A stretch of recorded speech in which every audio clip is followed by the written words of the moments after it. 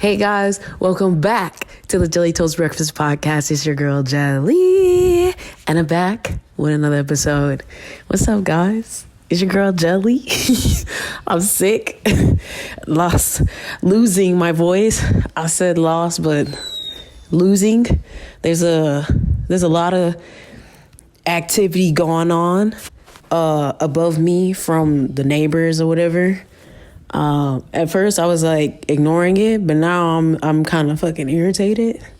But anyway, what's up? Welcome back to the Jelly Toast podcast. This is gonna be another solo episode, but I got a couple of great news for you guys. We finally got somebody who's like, come on, put me on your podcast because I want to get on here and I want to talk my shit. And I'm all for that. I love it. I love talking shit. I like talking shit. I love hearing people talk shit. It get me riled up. It get me fired up just a little bit. There's a bunch of different sides of me. But I feel like me in my purest form is like talking shit.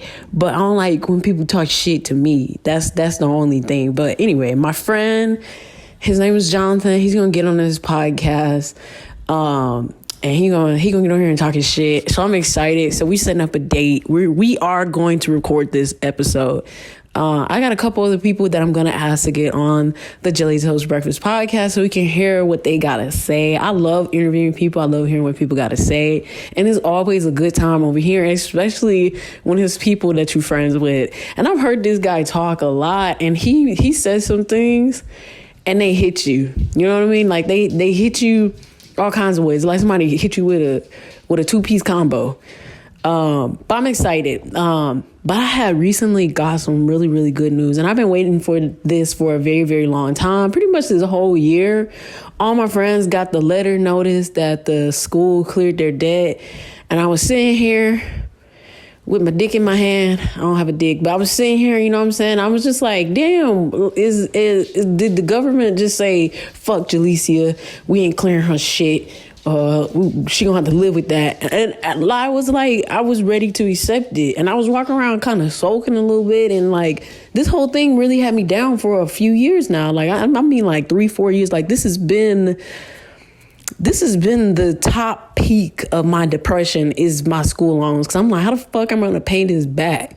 These people set these fake dreams of getting these jobs and getting opportunities, and they don't fucking help you. They don't help you, first of all. And I'm like, thank goodness that this school got closed down, because it was just something that wasn't sitting right with me. And it took a little while. I mean, like probably like into my sophomore year, like into my sophomore, entering my junior year of college. If you guys don't know and you're not familiar with me, I have a BFA in fashion design, and I partially went to school to study photography and graphic design. So I tried to play around in arts and do things that were connected to one another. And I went to this ass school called the Art Institute. The first one I went to was the Art Institute of San Antonio. They had great teachers. I met some cool ass people, and I made some lifelong friends.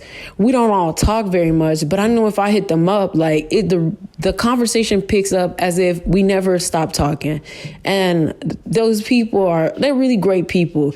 And if I message them and like, hey, I need help with this, most of them are down to help you. You know what I mean? So I built these strong friendships with these people, and like to see them all doing such cool things and doing different things and going off into different fields and starting like new chapters in their life. Like it's such a cool thing to witness. But all that is to say the most about the experience in the school. The school was a fucking fraud.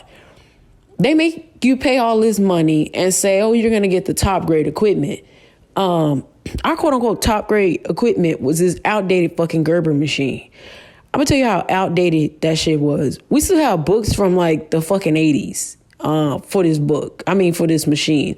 I might be exaggerating, but the programs and the books and all that shit were really fucking old. And it took me like 6 months to finally grasp the concept of how to use CAD, the Gerber CAD machine. And even like the program just in itself. And so it was upsetting because it was something that I really, really wanted to do. Like I wanted to pursue doing CAD flats, specification pages, trend forecasts, trend research. Like that was my shit. That's what I love to do. I love to do that kind of stuff. But that school, they offer you all these things and tell you all these things that you can do, but they never give you like a direction of where to go to start doing this. Their sole focus is to just get your money. So you end up doing bits and pieces of shit. And I do understand that you have to go off and like do your own thing and research your own thing. That's one thing. But when you don't even have the equipment that you're promised that you're gonna get, and you're like, how the fuck can I practice? Like, I don't have the money. I don't know where to go.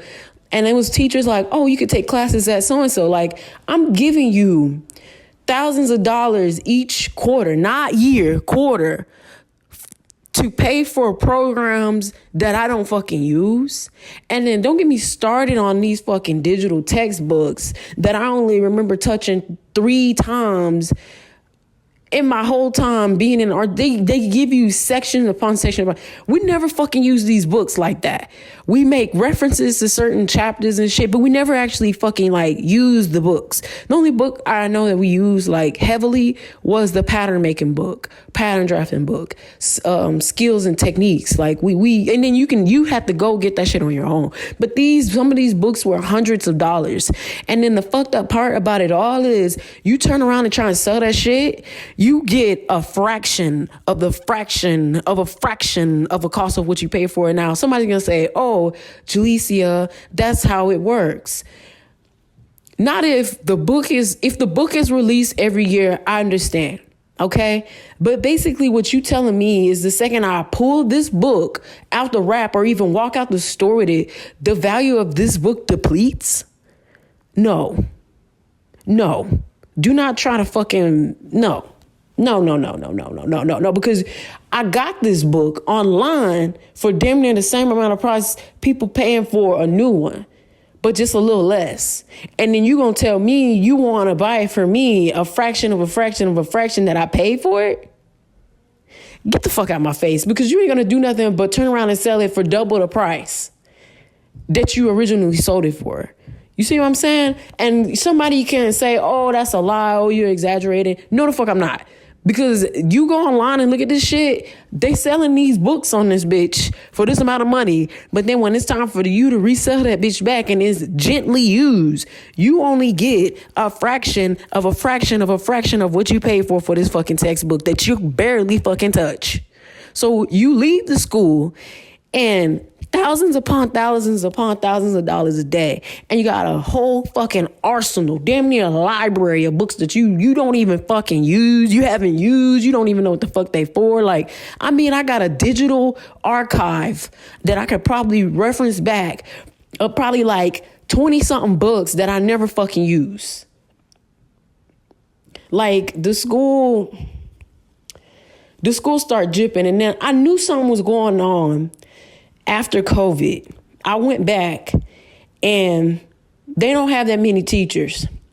They want kids to sign up for classes. They don't have teachers. And it's not because kids aren't signing up. It's because they fired them. They fired the teachers and they got one teacher teaching 3 classes. And this is when I knew something was going on. When they had a fucking fashion teacher teaching animation. And I was talking to her about something and she pulled me aside and was like, I don't know what I'm doing. I'm filling in because they can't afford to pay a teacher for this class, or teachers aren't wanting to teach this class, but it's because they don't want to pay them the money. So the Art Institute also started doing this shit where they used to give you books online. You could download and access online. I cannot recall if you pay for it or if it was included in the cost of the class. Either way, you pay for a fucking book. You read the chapters. When you go to class, you reference the chapters. You write a fucking essay on the chapter. You present this essay you wrote. You submit it. The instructor gives you feedback, and everyone in the class gives you feedback. You get participation based off of 3 responses to students in the class, and people really wasn't giving responses. They'd be like, "Oh wow, this is a well-written article." La da da da da. But I'm like, can we get some fucking context? Can you ask these people real questions? And like, I'm asking questions, but people answering questions from people where they can get like an easy answer. So you get a bunch of like robotic ass answers and responses and questions and shit. And that's better than this setup of that course was better than the shit that I was doing when I was studying photography and graphic design. The school's layout doesn't have a teacher. They don't give you a book. They give you fucking PPTs, and then they give you some fucking YouTube videos. And I was in this class, and they had a YouTube link from YouTube in the class. Now I done this 2 times, and on the second time, I looked at myself. I looked at myself again. I looked at myself once more and said, the Art Institute got me all the way fucked up. If they think that I'm about to pay these people for this class that I could do by myself based upon the fact that they sending me fucking YouTube links to regular ass people, and somebody gonna ask, why is that an issue? I'm in a private school that is supposed to be getting resources that are exclusive. And I'm paying exclusive amount of money for information at a private school. Do you follow what I'm saying? That means if I'm paying money that I'm expecting to get my money's worth, that mean I need the instructors, the school, to be jumping through fucking hoops to get me resources. You don't have to tell me the answers, but give me resources. Because I'm researching this shit, and some of the shit in the industry is an exclusive thing. It's not all out there to you.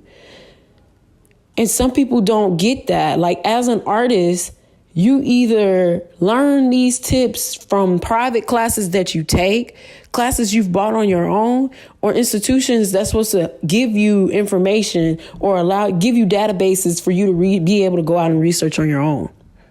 Now, the Art Institute did have a library, but you had to check shit out.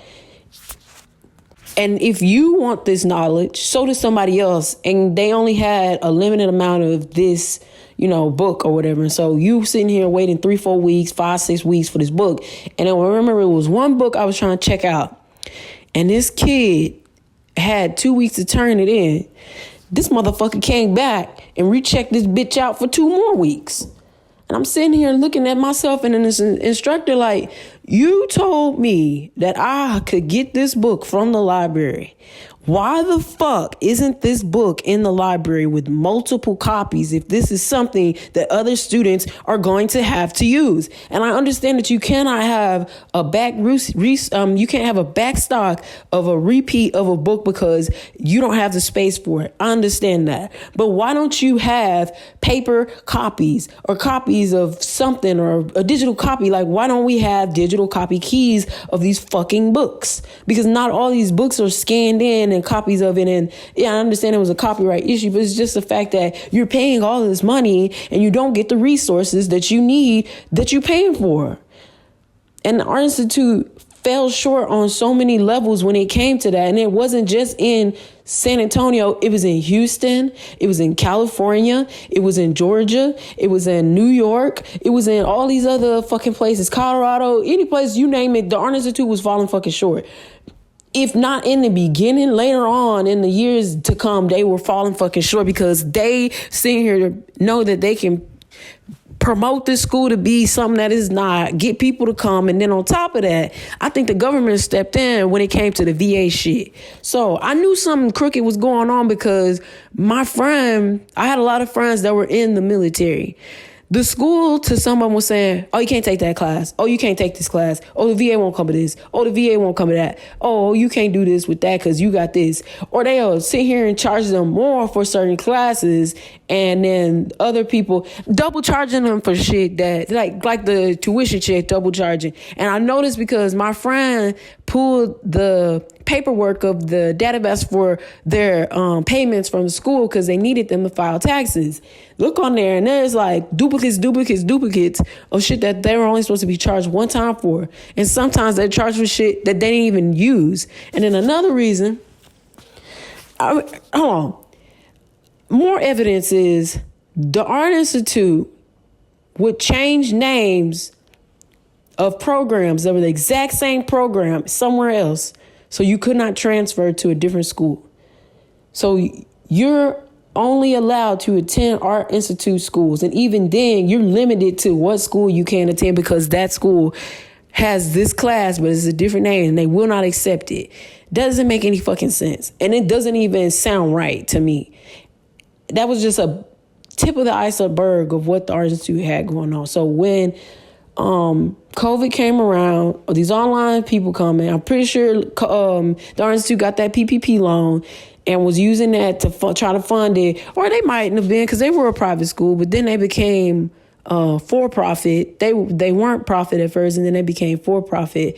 People got mad because some Christian-based organization took over it or something like that. And I think they, the Art Institute already was shipped down the drain. So they had already decided to probably start closing stuff down. Do not quote me on some of this shit. This is he say, she say. You're more than welcome to do the research. I believe some of the articles and stuff is out there, but I'm pretty sure when I left the Art Institute, they got bought by a Christian-based organization, and it went from for-profit to non-profit or something like that. I can't remember, but the school, something structure of the school changed, and I can't remember exactly what it was. But I'm pretty sure because of all the stuff that was going on, the lack of students enrolling, the lack of teachers wanting to come there based off of the pay, and their lack of ability to even pay the teachers because not that many students get paid, because you get paid by the students that sign up for the classes. Not that many students sign up for the classes. So you don't get paid. But I digress.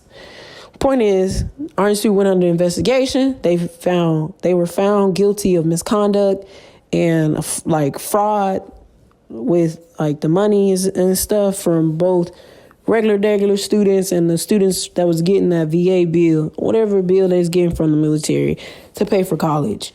Mass letters went out to students from years, I believe it's like 2010. It could have been 08 till 2013 graduates. I fell in that category. So I got that fucking letter. But I had no idea until I get this message from my friend Marissa. She's like, bitch, send me a link. I opened that bitch up. I thought it was fake. So I'm sitting here going back and forth with her, but then I'm also messaging other people's from my class because I'm over here trying to confirm if this information is true, because there was a mass scam went out and a bunch of people thought that they were doing FAFSA, but they were actually falling into a hack. So I thought it was a hack. And I'm real skeptical about certain shit that go on, especially because my account done been hacked several times throughout just this year alone. And I keep getting these letters like, oh, you get a settlement check. Oh, you get a settlement check. I'm like, fuck, my dad is out there. But anyway, I get the letter, and this was back in May. Fast forward to December. Honestly, let's back it up. Fast forward October. By this point, I'm like, I don't think they gonna clear me because I haven't gotten a letter or anything. So I accepted that I might not get the clearance for the day or whatever. And I was like, all right, whatever. December come around. Boy, blessed be their name, boy. I opened that letter up. I was reading, I was like, hold up.